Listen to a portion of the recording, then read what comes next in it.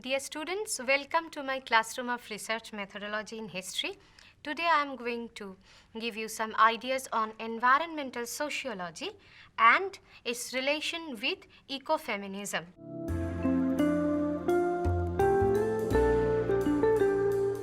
What does environmental sociology means?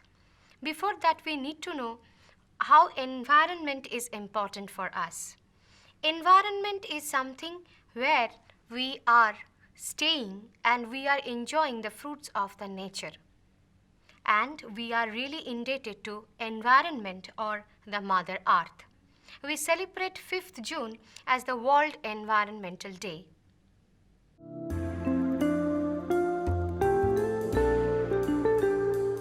To describe the importance of environment, I must quote from the various literature. If I start with the Indian philosophy, then we have seen that how environment gets utmost importance as Prakriti. And if I talk on Western philosophy, then also in the writings of Hobbes, Locke, Rousseau and others, we have seen how they have given importance to the world of nature while understanding general will or social contract theory. If I start with the poems of William Blake, then I have seen how he gave importance on environment or nature to understand the human psyche. I can also quote from the writings of Rabindranath Tagore or from my experiments with truth or from Hind Swaraj by Mahatma Gandhi. Everywhere we have seen how the people, they have shown their respect for environment. Environment is holding us. Even in the Holy Bible, also we have seen how nature is the utmost priority of God and how He created the world. I can also talk about Milton's Paradise Lost, where he tried to define the nature or the environment and how the people, they are trying to damage the environment if we give the example of eating the apple by Eve. When I talk on environment, then it is very much important for me to think about ecology.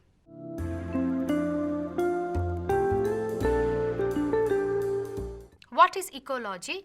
Where we find both the humans and the animals, they are having a peaceful coexistence. And we should not disturb the ecological balance. Then we might face the threats of natural calamities, as well as we might face the threat of extinction of different species from the world. So, environment is something which is a very part of our own existence. This is the essence of environmental sociology, where from the perspective of qualitative analysis, we are trying to define environment.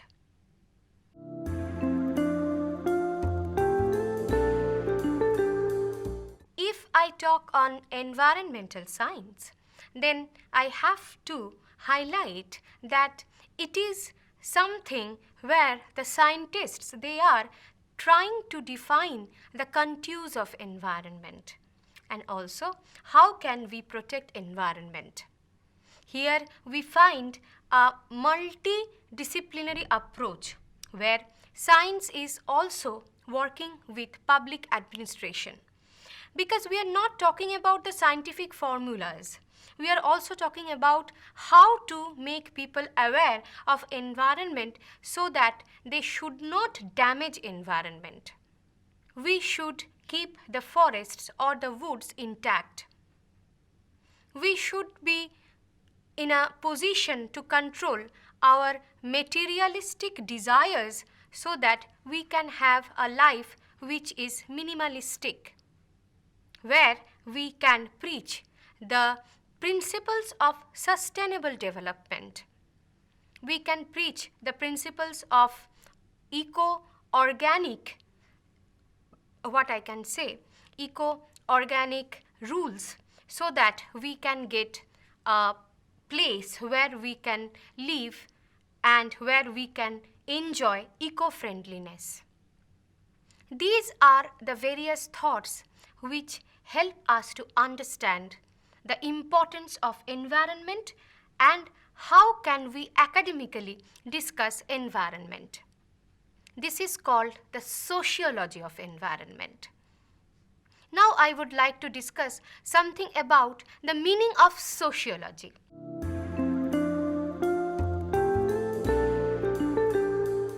What is sociology? Dear students, first you need to understand the meaning of sociology. Then we talk on how we can relate sociology with environment. What is sociology? That is when we are interacting with the society.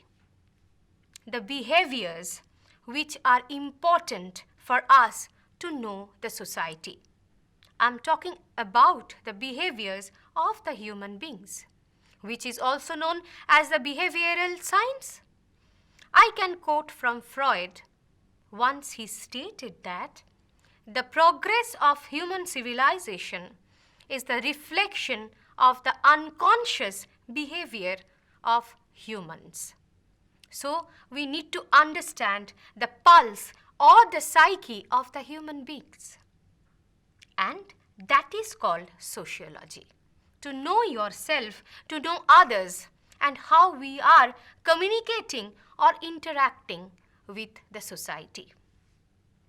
And we have various domains of sociology. There can be the sociology of science, there can be the sociology of religion, there can be the sociology of environment as well. In sociology, we are taking a multidisciplinary stance. In sociology, we are dealing with history or social sciences, with humanities and also with the science subjects. So it's a conglomeration of all the subjects, and here we can also apply qualitative approach or qualitative methods with the help of quantitative formulas. As you are a student of research methodology, you may ask me the question that why environmental sociology is needed in research methodology. It's very much important. Why? Because it's not only related to your concern for environment, it is also creating various avenues related to the discourses on environment which are also helping us to understand social sciences and which can help you to have more new thoughts on environment through which you will be able to pursue your research or higher studies. Don't think environment or environmental science is something which is only based on formulas. So what I have discussed till now, I have given you a short introduction of environmental sociology. Then I have told you about what is environment and what is sociology. Then what I have done, then I have tried to link environment and sociology to help you to understand what I have begun with, the definition of environmental sociology. Now I would like to highlight that why people they thought about this particular subject.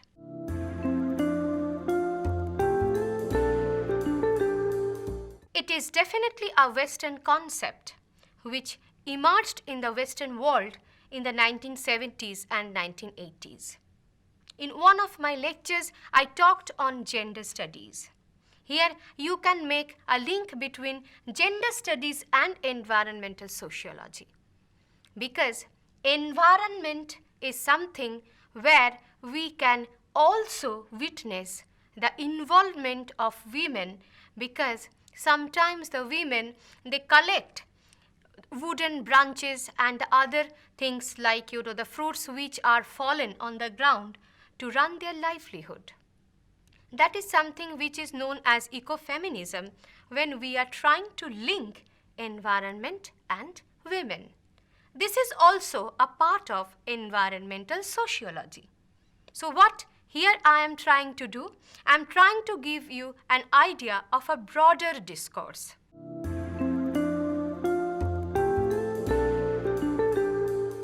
What does discourse mean? Discourse means when I am talking about academic dialogues. And in research methodology, discourses are very important. It will help you to think something out of the box.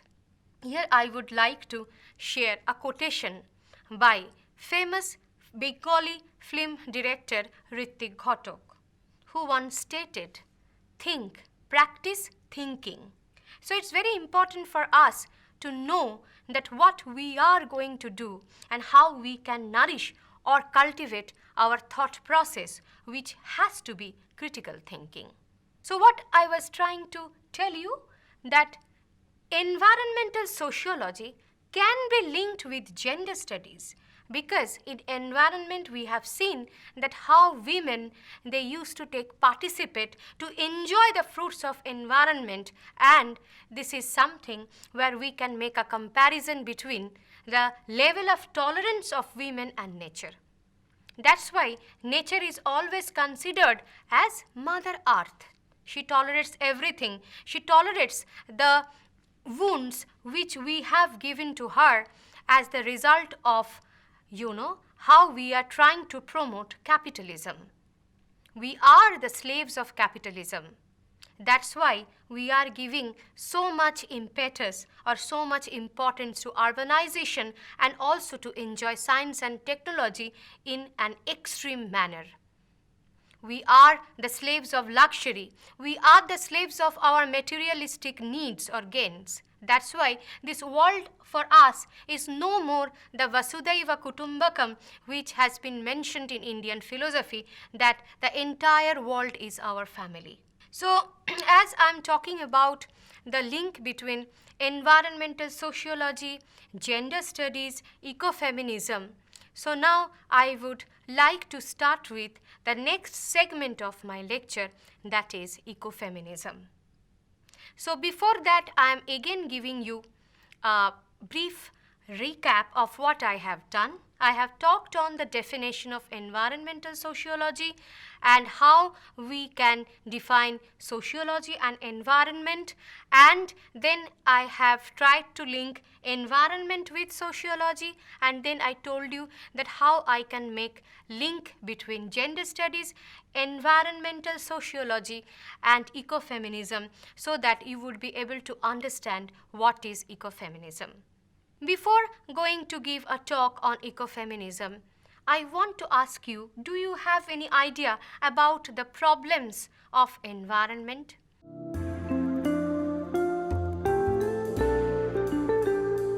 What are the problems we face as the problems of environment or the crisis of environment? Do we really understand the importance of celebrating the World Environment Day on 5th of June? It is not only related with the protection of trees, or it is not only related to stop or to prevent the erosion of soil. It is not only related to have the procession or the campings against the notion of destroying environment for our materialistic gains. It is something where we can apply the Marxian approach of class struggle and class exploitation. Exploiting environment does not mean that we are only doing harm to the environment. We are only doing the harm to the nature. We are only doing the harm to the Mother Earth. And the Mother Earth is silent though, but sometimes Mother Earth also takes revenge from us. That's why we had tsunami, that's why we had many natural calamities. But doing harm to environment, we are also harming those people who are marginalized, who are poor, and who depend on the resources which we collect from environment or from woods, like the fruits, the branches of woods and all.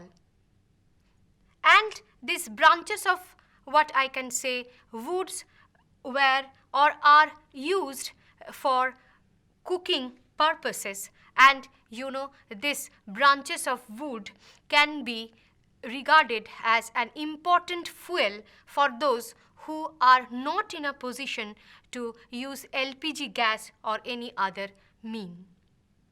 But as we are cutting the trees for our own interest, as we are cutting the trees for the construction of the railway tracks and for also for the other purposes by which we are fulfilling our desires, we are fulfilling the demands of the materialistic or the civilization which is based on capitalism, we are not thinking about those people who have a close connection with environment.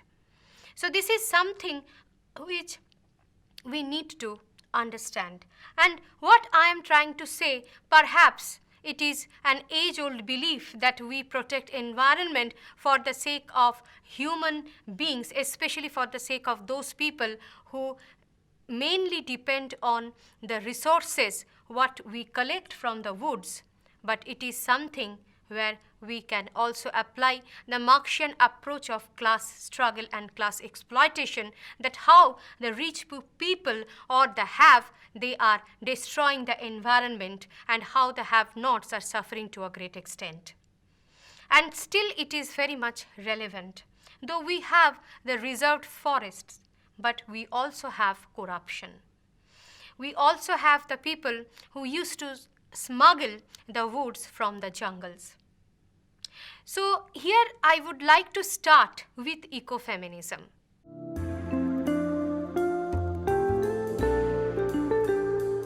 When I talk on ecofeminism, as I have already mentioned, that what do you understand by the problems of environment, that is not something that where we are destroying the environment, but we are trying to harm the people and their livelihood. Perhaps this idea will help you to understand the essence of ecofeminism. I would like to start with the movement which began in 1970s. And this movement was known as Chipko Andolan or Chipko movement, which started in the regions of Himalayas, and where we find that Sundarlal Bahuguna, he played an important role. And in this Chipko movement, what we have seen, that the rural women, the women from the villages, they just hugged the trees so that the trees would not be cut down. Isn't it amazing? You can Google it, you can search in the website to get many pictures of this event. Perhaps this is something which helped Vandana Shiva to theorize ecofeminism from the Indian perspective.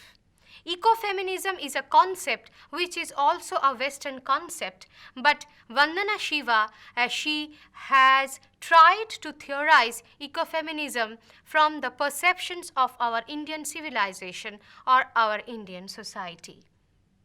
For her, women, they are the symbols of tolerance. The mothers, they tolerate everything. They tolerate hardships. They tolerate the pains. They tolerate the sufferings because they are here to protect their children. And in our Indian society, the women, they are the victims of domestic violence. They are the victims of mental and physical abuses.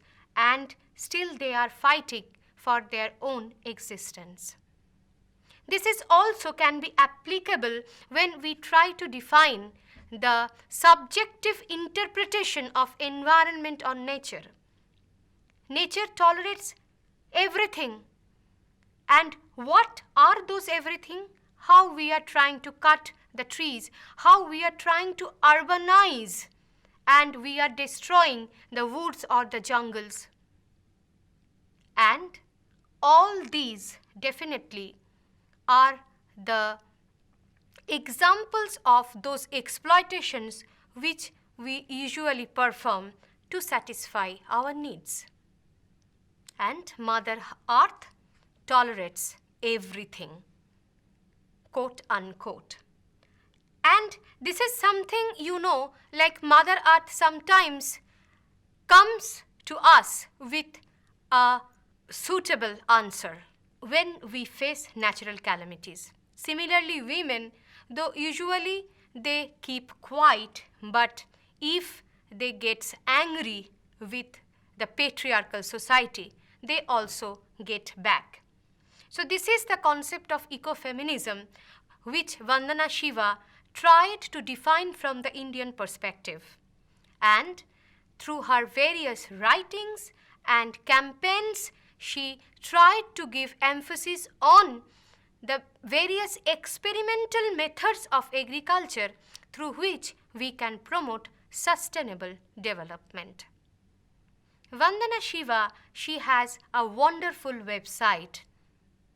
I request the students to go to her website to find out that what she has done and what are her plans.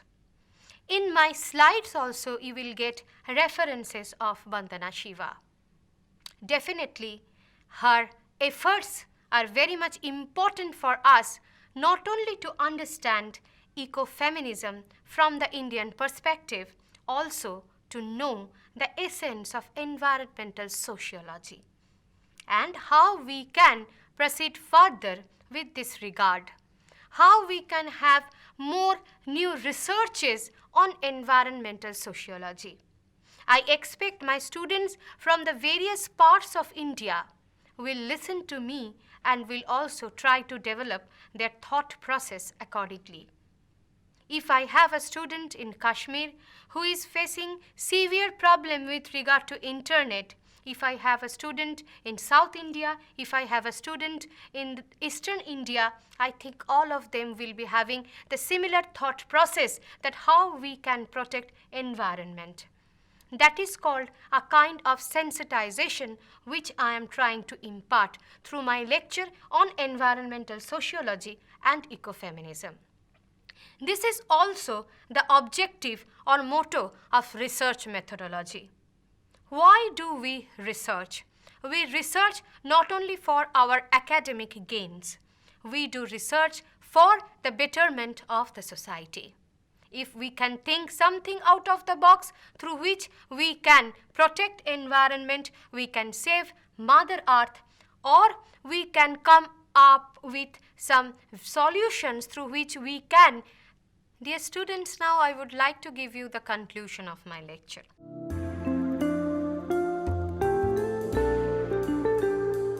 That what I was trying to tell, that I was trying to highlight on this point, that what is the importance of having environmental sociology and ecofeminism in this course on research methodology. I am trying to define the relevance. So these ideas that what I have tried to impart might help you to think something new or unique or innovative with regard to environment, how we can protect the nature, how we can come up with some suggestions through which we can approach to our government for policy making or for policy analysis. So we can do something big with our thoughts, and those thoughts are something which should not be always based on quantitative analysis. We can also go for qualitative methods based on our subjective mind. So my request is we need to understand the sociology of our state, the sociology of our country, the sociology of our neighborhood, the sociology of our family, that how we are responding towards the protection of environment, how we can control the usage of plastic carry bags, and how we can devote ourselves for waste management, and how we can make others to protect environment with the help of sustainable development ideas or with the ideas related to eco-friendliness. So, I would like to end my lecture with this positive note that environmental sociology is something which is helping us to know environment from the perspectives of social sciences and humanities, so that we can think more on environment, not to write poems on environment, rather to make people aware and also to sensitize people with regard to environmental degradation.